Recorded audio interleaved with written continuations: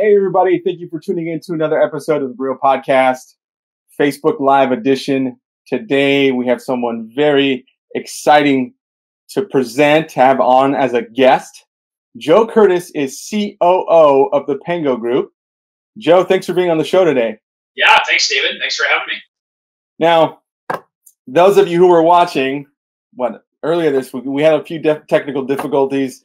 Today was just super smooth. Yes. No difficulties or challenges. We got on right away. So Joe and I are both very happy about that. Yes. So Joe, just for someone who's watching, maybe a listener or a viewer, give me give me a summary of who you are and what you do at Pango Group. Who I am, what I do. Wow, that's a big one. So, California native, grew up in the Bay Area, have lived in Southern California for the last 10 kind of plus years, and have been in the real estate industry for approximately 15 years. Wow. In escrow. Mm-hmm. And so right now I am the Chief Operating Officer at a company called the Pango Group that is based, it's a Southern California-based company, privately owned. We have about 260 employees now. And we are one of the largest independent escrow companies or groups of companies in California. And so, yeah, nice. That's very cool. Very cool. Outdoors, surfing, playing rugby, coaching with my boys, and love a lot of charity stuff, which is I think where you and I met. Yeah, was it Charity Water? Is that the right organization? Yeah, Charity Water. Right. We were doing a fundraiser. Right. Gosh, must have been years ago. That I was emceeing for that. Mutual friend of ours, Ryan Belzell, was involved with. Right. For like a fundraising water event. Yeah. Right. I didn't know at that time how important you are. You know, I was just like, hey man, you're important. You got kids, you got a wife, you got a family. You're important to your family as well as the community. You're a resident in Del Mar, right? Yes, resident in Del Mar. Okay, cool. So people go surfing in Del Mar, they might catch a few waves with you. Yes. Yeah. 15th or 24th. Oh, nice. Nice. Very cool. So you answered one of the questions I wanted to talk about, which was like, you've been in the industry for 15 years. Yep. I don't remember, even though you just said it, but refresh my memory. Did you say how you got into the real estate industry? No. So it was kind of an accident. Okay. I was working in San Francisco. They call them startups now. We called them .coms back then. Okay. Very cool. So I was working in San Francisco as a startup, and I was the associate director of sales, and got recruited by a guy by the name of Dan Miller, who ran a small consulting company called Right Now Consulting. Okay. He did a lot of sales and sales management consulting in the real estate industry, and so I tell people I got kind of sucked into the title and escrow vortex. 2005. By a guy by the name of Dan Miller. And so I would work with companies in terms of, growing the sales end side of their business until the market crashed. And then we were working on kind of operational turnarounds. And I ended up coming down and working for a client in San Diego, which is where my wife's from.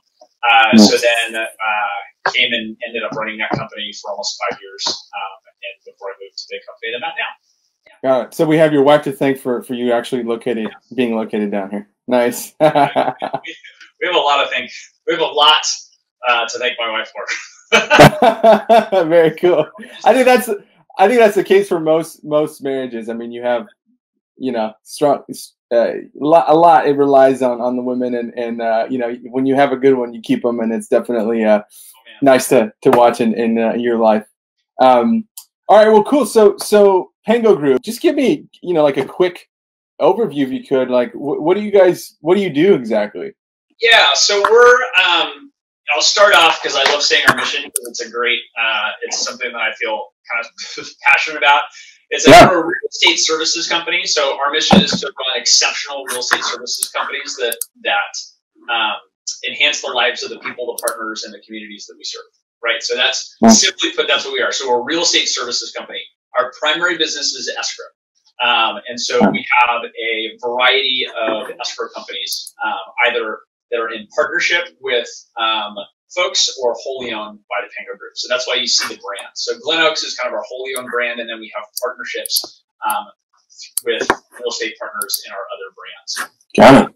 And are always growing that. So I'd say that's our core business. Okay. We functionally do a couple of other things. We have some other support or ancillary businesses. So we run a property casualty insurance company. We have like a document archiving solutions company which scans documents and holds them in long-term storage. Nice. A leasing company and a notary company. So those are kind of like, ancillary businesses that support our core business, which is escrow companies. Right. And then the third thing we do is we help. So if we're not, owners in the company, we can provide management services to brokers that want to start their own escrow companies. So those are those non-independent broker-owned escrows. We don't take any ownership, but we can help manage the back end for them, the banking. And, we're escrow guys, so we kind of have the escrow side. Wow, that's interesting. I didn't know that. That's fantastic. I didn't even know that was a thing. Yeah, it's a thing. Wow. That's cool. That's cool. All right. So then, would you say your primary focus is relationships with, obviously relationships in general, but relationships with independent contractors, real estate agents? Yeah, I would say so. In escrow, it is, I would say there's two constituents that we really serve, right? So at the end of the day, the buyers and the sellers pay our fees. So those are our customers. And real estate agents are great partners because they are our referral bases. So they refer, buying a house, you're typically going to go with the escrow company that your real estate agent or your real estate advisor recommends. And so we're a recommended company by a lot of these partners. So those are the two kind of constituents that we have, is those buyers and sellers that are paying our fees, and the really important referral partners, which are real estate agents, which we call our clients as well. Sure. Oh, that makes total sense. Okay. No, that's cool. And then in terms of differentiating yourselves, you obviously are doing that. What would you say makes you different than, let's say, another escrow company? So I think everybody is going to tell you service, right? Oh, we're sure. Service, like service. That's super important. I think that we do a great job of supporting the people that work for us so that we can provide an amazing service, right? Yeah. So what I love about escrow is we're not selling any widgets. Like, it is 100% dependent on the quality of people that you have to surround yourself with, right? And I think that we've surrounded ourselves with some of the highest quality people in the industry. So I'd say our people are going to be our biggest differentiator. But the funny thing is everybody can say that, right? So everybody that can be something that everybody says. A couple of things that we do is we give those people the support and the tools to do their job really well, whether it's technology tools, whether it is staffing support. Staffing is a big deal in our industry. You know what I mean? Sure.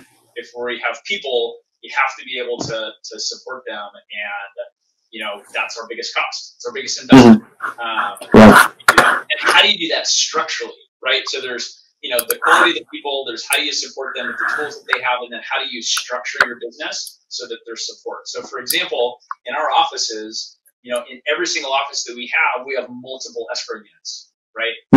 Do that. When you do that, you have the ability to support that office in a more meaningful way. So if you have 10 escrow employees working in an office and one's gone, you only have 10% of your staff out. Right. Yeah, it's a big difference. For companies, even at my former company, where you have a single officer in an office and they have 3 employees, and if one of their employees is gone, 30% of their office is out, right? So it's hard when the phone's ringing off the hook to be able to get it. When you also have multiple units, you can structurally afford things like a receptionist, and you can make rules like the phone shouldn't ring more than twice, right? You can kind of do that. So those are some of the structural things that I think that we do that is a little bit different because of the size of the RAT, and we're able to support it. So every single office has 2 to 10 escrow units in it. So yeah. Wow. So in terms of that, I mean, your staff and the people, your team, having them there is one thing. It's another thing to have them want to work there and want to do what they do. So how do you get people to that are attracted to that? How are you know, how's your team attracted to you guys, to your team and your mission? So here's another great answer. It's culture, right? And so we have a people first culture. And so that can mean a lot of different things. Here's one thing that I love. We work at a private company. That means we're not making financial decisions based on like shareholder reactions or anything like that, right? So we can make unprofitable decisions based on people whenever we want, right? Now, to be able to do that, we have to actually run a really good, tight business. And so I think that there's that balance of being a results-oriented company that's part of our culture, but also being a people-first company that's part of our culture, so that we can do that. Like, we don't have to make the same type of decisions or fall under the same pressure that a lot of bigger, publicly held companies are. Right. No, that makes total sense. I'd say culture is the biggest differentiator. I think that we have a leadership team that like actually lives by the values that we put on the wall. Not just words. You know, we have a saying like, success is what we do for ourselves, significance is what we do for others. So I think that that's something that just resonates throughout the organization. That feels good just hearing that. That's super cool. I like that. So I'm gonna flip things around a little bit. I want to go into some of the things that you and I had talked about, like would be really cool to talk about, which was, you know, like for example, a Bitcoin transaction, you know, some market stats, and then the whole idea of one-click transactions. So let's start with Bitcoin, right? So that's a pretty catchy word right now. Everybody, you know, who's heard it, or everybody's probably already heard about Bitcoin. So how is it affecting your business and the industry specifically? So I would say, to answer that question directly, how is it affecting our business? It's not having a huge impact. I think that there's a lot of potential, which I think a lot of people. So about 3 years ago, we started really looking into like, what is this blockchain technology? What does it do? How do you really look at a decentralized ledger, and how could that benefit what we do as a business? And so we started going to some conferences. I've now started speaking at some of those conferences and getting kind of connected in the International Real Estate Blockchain Association, and then gone to some blockchain expos. There isn't anything that's directly impacting our business today as it relates to, you know what I mean, Bitcoin or transaction that is like a fundamental shift. I think that's going to take longer. Sometime, sure. Yeah, I mean, I think that's where the real game changer is if you can put land registries on a decentralized ledger instead of at a county courthouse. Like, that's where something can get really interesting, right? Okay. What we're doing today, and what I think has made kind of like the most amount of news, is, you know, we've enabled the purchase of real estate using Bitcoin. And so we've done this year escrows on where a buyer is purchasing a home using Bitcoin and helping us make that transaction. And so, that's so crazy to me. Learn about, and you know, to kind of make sure all of our T's were crossed and I's were dotted. But that's something that we wanted to be able to enable. And since the value of Bitcoin's gone up, we got a lot more interest in it. So, nice. How was that? Like, how was that feeling? Like, I mean, it's pretty historical, right? So how was that like in your office?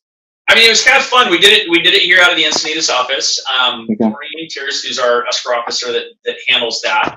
We had to get kind of like level 4 cleared with our kind of currency converter, which is BitPay out of New York. So you do background checks, KYC, know your customer, anti-money laundering kind of stuff. But it was really cool. It's surprisingly. It's not as tricky as you think. There's just a lot of like things that you have to get lined up to make sure. You know what I mean? And you know, if you have enough Bitcoin to purchase a $2 million property, you're pretty savvy in terms of like how do you move that around and how do you transfer that and what the wallet is and how you can get into any cash. So yeah, it was good. It was fun. So that's pretty cool. And then like obviously one-click type of transactions, right? Let's dive into that. What does that look like? So I have an opinion about that, right? So I think there's a lot of conversation right now happening in the world. And if we take a couple steps back and we look at, I think that the real estate industry is on the cusp of change, right? And so I think everybody can say that. If you look at the amount of VC dollars that have gone into real estate technology companies over the last 5 years, you're going to see kind of an exponential growth of like those dollars. So there's people that are using technology that want to kind of solve some of the problems or inefficiencies that are in a real estate transaction right now. So I've heard some in Silicon Valley say, hey, I want to make sure that we can get to this one-click Amazon checkout for a real estate transaction. And I honestly don't see that happening. Meaning, I don't know if that's what people actually want. Like, I think that there's a real desire to create efficiencies in some, inefficient processes. And I would say that there's lots of inefficient processes in the escrow process, lots of inefficient processes in the lending process. So there's a lot of areas to improve in our industry, and I'm loving it because I think that a lot of these technology companies are going to force us to do that. But there's one thing that I think that we really need to make sure that we're careful about. When you're transacting like large sums of money, right? Like the biggest purchase of your house, I'm not sure that you want to do that in one click, right? Yeah. Right. So you have this balance that you play with speed and security, right? Whereas typically slower, right? Like security takes a longer amount of time, and then speed, you have to sacrifice security often. So I don't know, at least under the model that we're at right now. So I think that we can certainly get down to where we're closing transactions in 7 or 8 days. I'm not sure that you want that in the same day. Do you know what I mean? Like, I'm not sure. Unless you have like a 90-day guarantee, right? That you can return the home after. Right? That's crazy. Yeah. Then you got to move in, move out, do whatever. We took it for a test run and it didn't go well. Slip it in for a little bit. Yeah, I know that's crazy. So that one-click transaction, I think, is something that I love the thought behind it in terms of like, hey, I think what that is a call to us in the real estate industry to say, how do you get more efficient in the transaction? There are parts of the transaction that people are not super excited about. You know what I mean? Like the 500-page loan document. Or, you know what I mean? Whatever it may be. This whole thing, like, I actually have to sign a physical piece of paper and like, send it back to you. And how do we do that in a better, more efficient way? Like, how do we communicate in the transaction more efficiently? I think that's something that we can definitely dig into. One click, I don't know if we'll get there.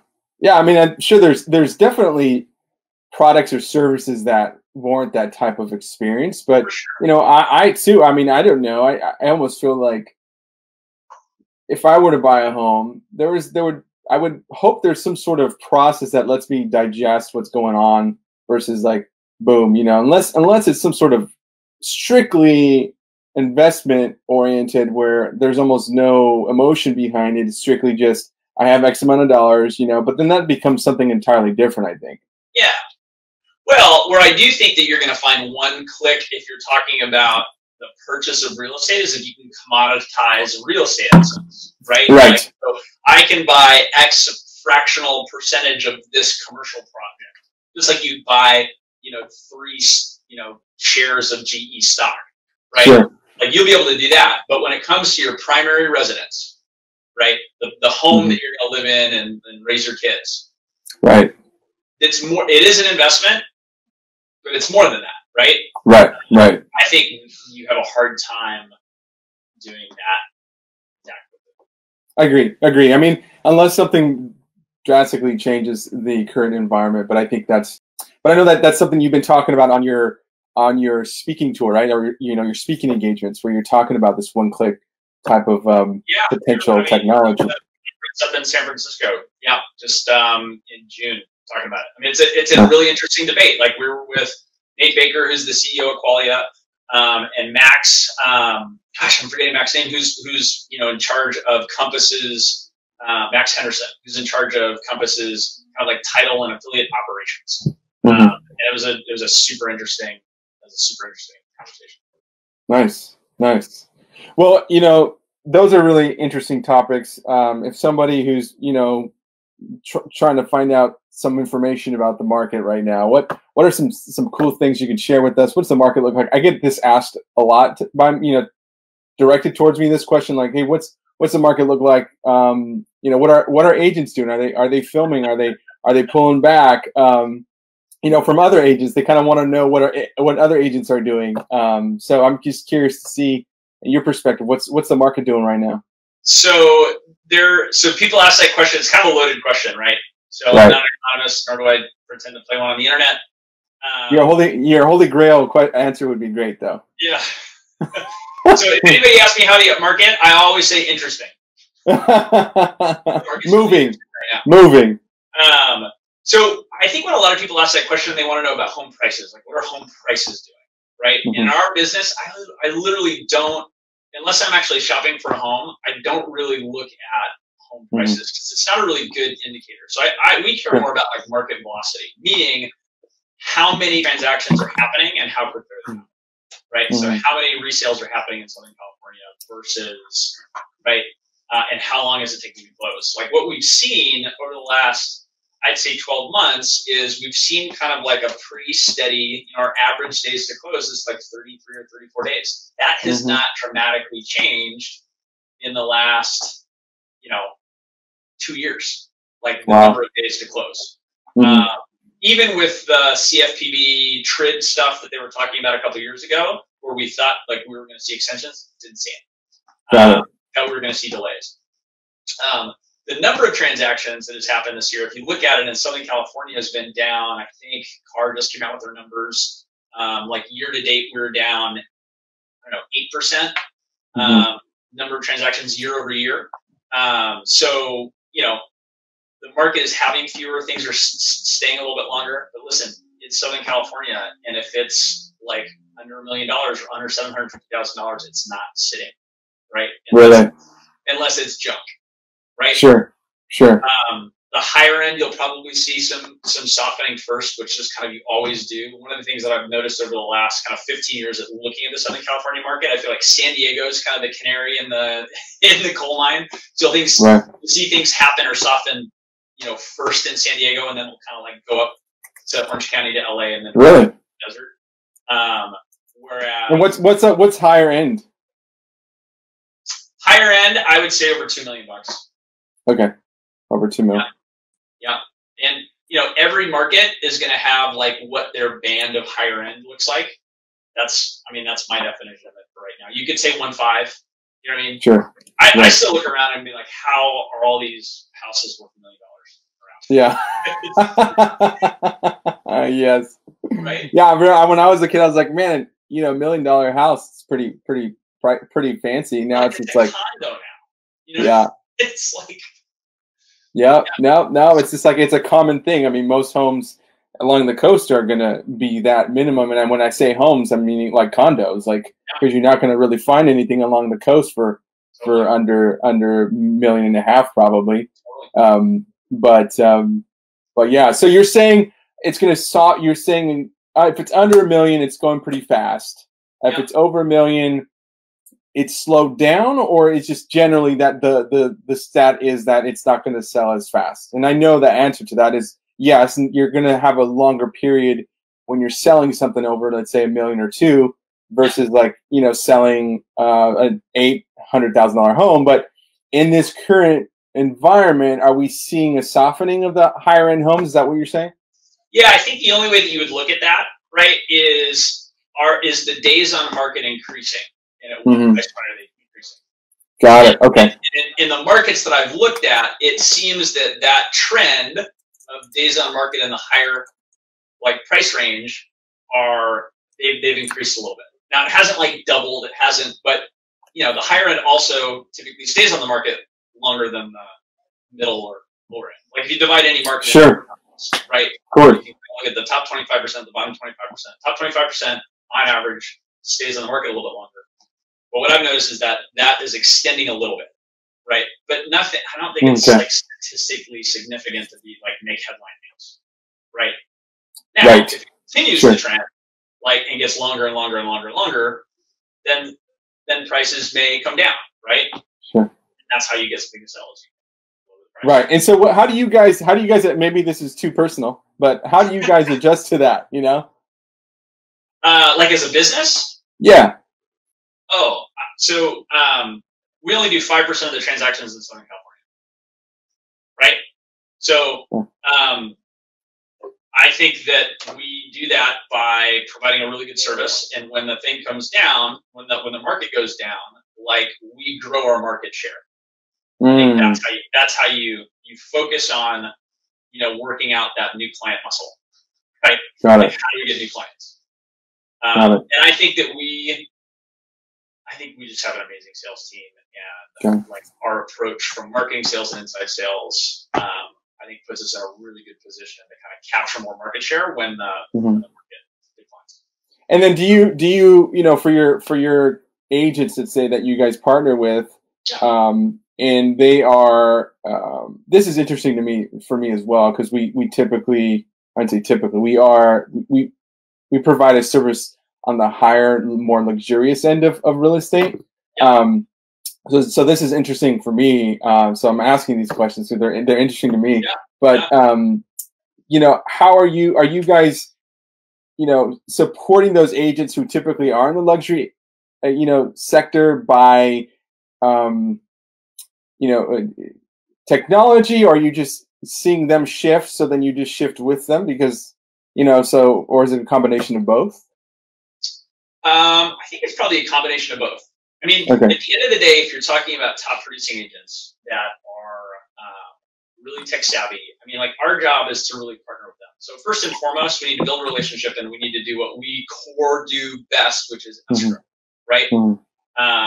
So it's really just making it seamless, understanding having that white glove service, especially in the high end, making sure that their clients, like, I've never heard a real estate agent complain if we've made their client, either their buyer or their seller, feel amazing, right? Sure. I never got complaints about that.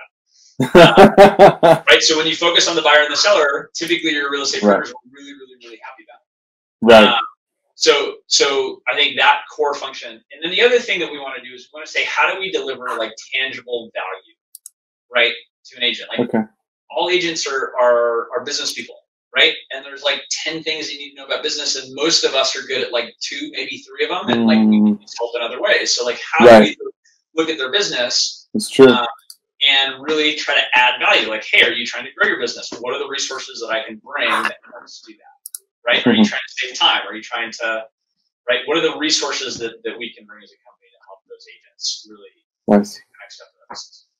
Nice. Yeah, I mean, truly becoming a partner, right? I mean, you want to see them grow, and you want to see them succeed.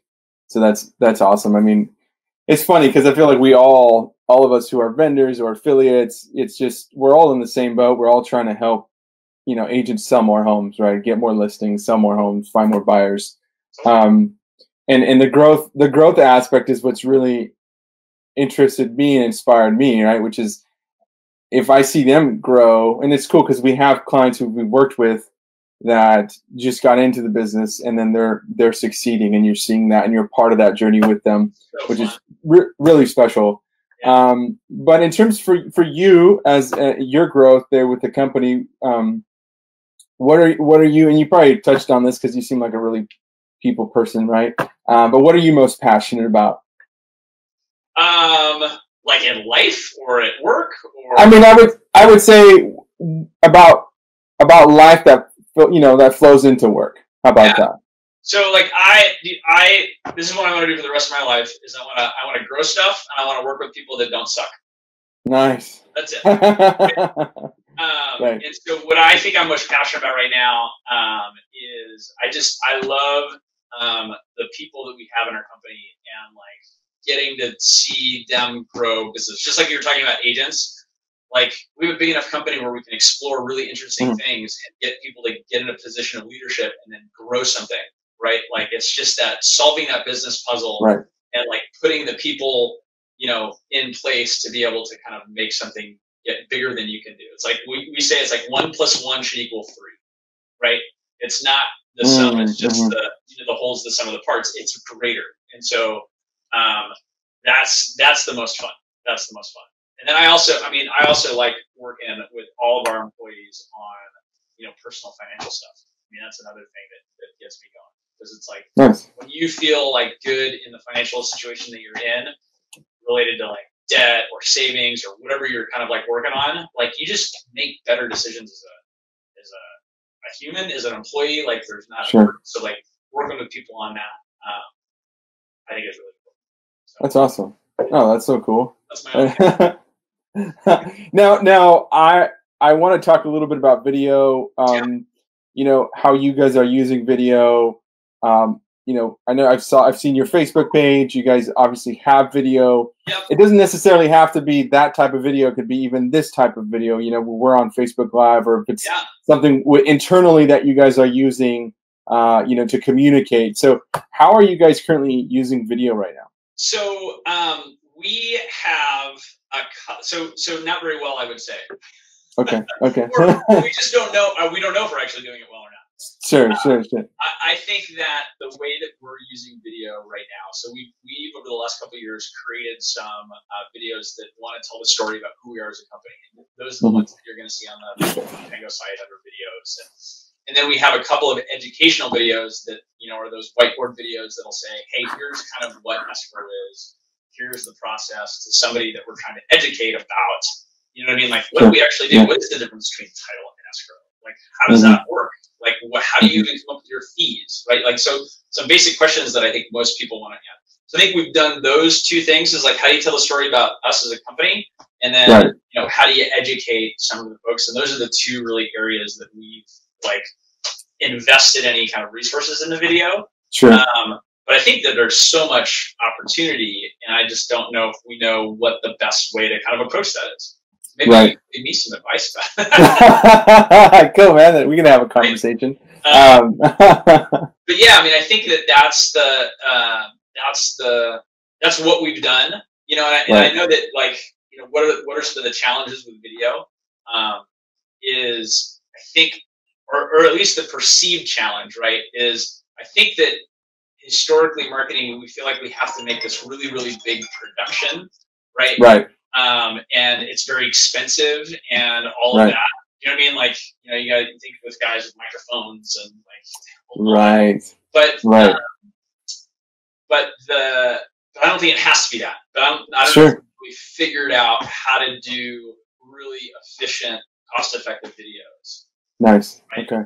Yeah. I mean, I think one thing that I tend to preach a lot is, look, we're here if you want to hire us to do a professional video. But the other thing that we do is, like, we're here to encourage you. We have a course. We have, like, we do workshops. We want you to do stuff on your own, because we don't want people to feel like this is we want people to realize it's a way we're communicating. It's not like I have to pay to communicate. We don't want people to say I have to spend money to convey a message. It's all those things have a time and a place, right? So you're not gonna, your professional video you send out to clients to let them know what you guys do.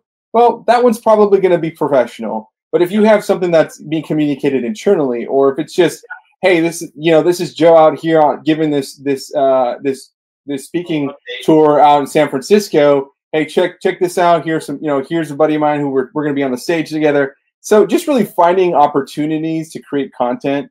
That's what what we definitely love to preach, because it's not even tooting my own horn, right? Because I'm trying to say, hey, no, you should be doing something. It's like, great, yeah, we have great stuff. We'll do great stuff for you. But, just seeing the opportunity that video is just a tool to communicate something. And it's not going away. People aren't saying, hey, I don't want to watch a video. I'd rather read something, or I'd rather get an email and text, or, they're saying, how can I watch something? If I can't watch it, how can I at least listen to it? You know what I'm saying? So, anyway, that was my just on that. But we can talk about it. I think there's definitely opportunities for you guys. And anyway, I wanted to ask you if we can segue into something a little bit, maybe can add to somebody's business, and not necessarily like hey, you need to go out and do these 5 things every day to get a listing, but more so like in terms of growth, what are some top 3 books that you've read, have been reading, are reading that might be beneficial for somebody who's looking to grow personally, and obviously that translates over into business? Yeah. Top 3 books. So growth, learning. If you've not read the 5 Love Languages, you should read the 5 Love Languages. Nice. Very like, cool. And so I know that's kind of like personal, but just like interacting with people, you know what I mean? If you want to know how to love your wife or your kids better, or anybody around you, like understanding and having that, I think it's an amazing book. Magic. I recently reread, and I hadn't read it for years, How to Win Friends and Influence People by Dale Carnegie. Yes. It is so good. Like, I forgot how good it was. Right? It's like one of those classic kind of books. But it was really good. I was surprised by getting back into it. Yeah. Another business book that I have recently read, and I'm kind of looking at it right now, is Traction by Gino Wickman, which is just how to get a grip on your business. They have this entrepreneurial operating system that I think is really interesting, that you can kind of learn what gets measured, gets managed, and all of that good stuff. So I think that's pretty valuable. Well, who's the writer? Gino what? Gino Wickman. I think it's Gino. Yeah. Got it. Cool. I haven't heard that one before, so it's something definitely the other 2 I've heard, I've read. And what I mean by read is my wife read them and she told me about them. Just kidding. No, we had obviously the love language thing. That's super cool, man. I agree with you 100% on that. Not even just your relationship, but just relationships in general. You realize, oh, this person thrives when I give them, words of encouragement, or this person thrives when I get them a little gift from my trip or something like that, right? So that's super cool. And then Dale Carnegie, obviously, he's got a ton of books, and that's one of the books that I just revisited it recently, so that's it's top of mind. Yeah. Anything. What's that? If you're a science fiction geek, which I'm kind of a science fiction geek, 7 Eves by Neil Stephenson. 7 Eves. Yeah. Very cool. So what about winning friends and influencing people? Any tip on that?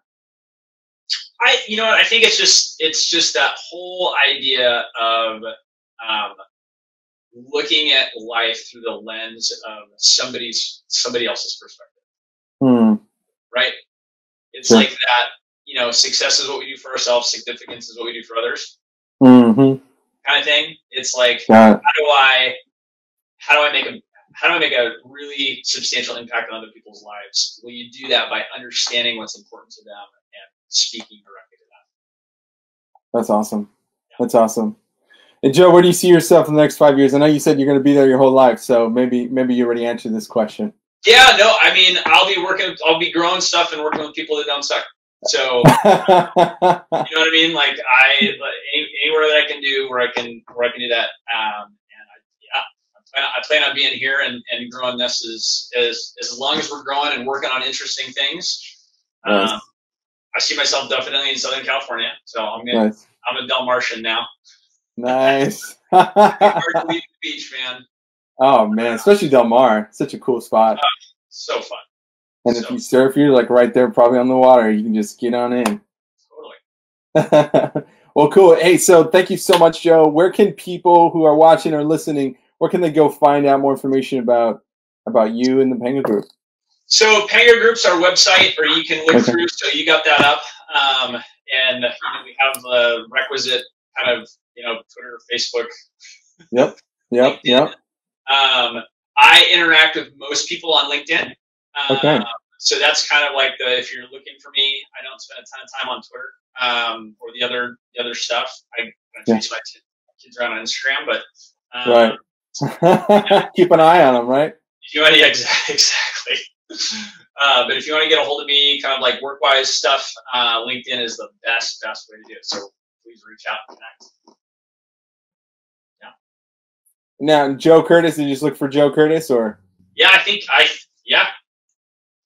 should probably know that, cool. right? I I think if you just look up Joe Curtis Pango Group, you can find me on LinkedIn. Nice. Okay, yeah, you're not too hard to find. I'm sure you're pretty since you're pretty active in there. You're probably top search results. So. I can search you too, man. Let's see.